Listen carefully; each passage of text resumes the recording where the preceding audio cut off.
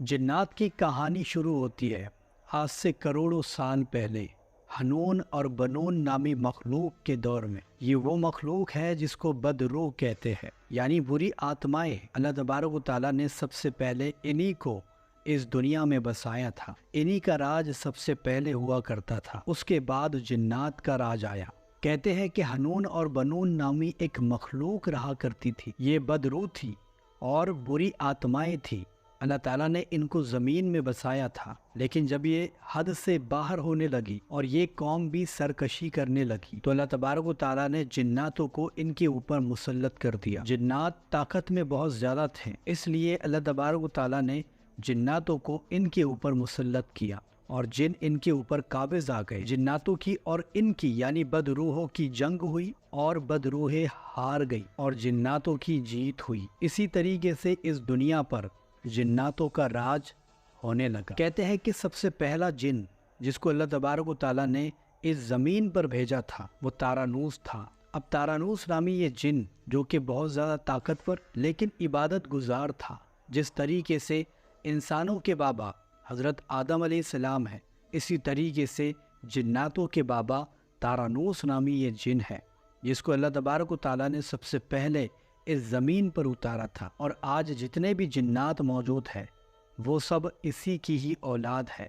کہتے ہیں کہ یہ بہت ہی زیادہ پارسا اور پاک عبادت گزار جن تھا، جو کہ اللہ تبارک و تعالیٰ کی عبادت میں ہمیشہ مشغول رہتا تھا اور کبھی بھی اللہ تعالیٰ کی نافرمانی نہیں کرتا۔ لیکن اس کی جو قوم تھی، جو بھی اس کی قوم چلی، ان کی نافرمانیاں دیکھ کر یہ رویا کرتا تھا اور اللہ تعالیٰ سے دعائیں کرتا تھا کہ اے اللہ ان سبھی کو راہ راست پر لا دے، کیونکہ جنات ہمیشہ سرکشی کرتے تھے، ہمیشہ قتل و غارت، ایک دوسرے کا خون بہایا کرتے تھے۔ اسی نافرمانیوں کو دیکھ کر تارانوس نامی جو جن تھا وہ روتا اور گڑ گڑایا کرتا تھا، لیکن اللہ تعالیٰ کو کچھ اور ہی منظور تھا۔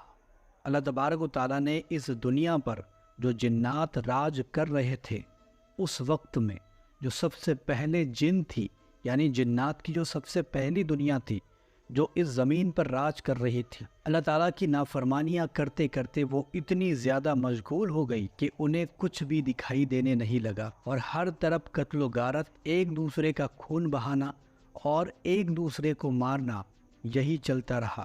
اسی صورت میں اللہ تبارک و تعالیٰ نے فرشتوں کو زمین پر اتارا اور کہا کہ ان کو ہلاک کر دو، ان کو تباہ کر دو۔ اسی طریقے سے سارے فرشتے زمین پر آئے اور زمین پر آنے کے بعد ان کو قتل کر دیا، ان کو غارت کر دیا، اور کچھ جن جو اچھے تھے ان کو باقی رکھا۔ اب ان سے جو نسلیں چلی وہ بھی اسی طریقے سے ہونے لگی، دنیا ان کی آگے بڑھتی گئی۔ یہ دوسری مرتبہ تھا جب دنیا بس رہی تھی جناتوں کی، دنیا آگے بڑھتی رہی اور جنات پیدا ہوتے رہے۔ جیسے جیسے بڑھتے گئے ان میں پھر سے سرکشی پیدا ہونا شروع ہو گئی، پھر سے یہ نافرمان ہو گئے، پھر سے اللہ تبارک و تعالیٰ کے قانون کو جھٹلانے لگے اور قتل و غارت کرنے لگے، ایک دوسرے کا خون بہانے لگے۔ لیکن پھر اللہ کو کچھ اور ہی منظور تھا اور اللہ تبارک و تعالیٰ نے پھر سے فرشتوں کی قوم کو بھیجا، فرشتوں کو بھیجا کہ جاؤ انہیں ہلاک کر دو۔ فرشتے زمین پر آئے اور ان کو دوسری مرتبہ ہلاک کر دیا، اور کچھ جو اچھے جن بچے تھے ان میں ایک بچہ ان کو دکھا، یعنی فرشتوں کو ایک بچہ دکھائی دیا اور فرشتوں نے اس کا ہاتھ پکڑا اور آسمانوں پر اس کو لے گئے۔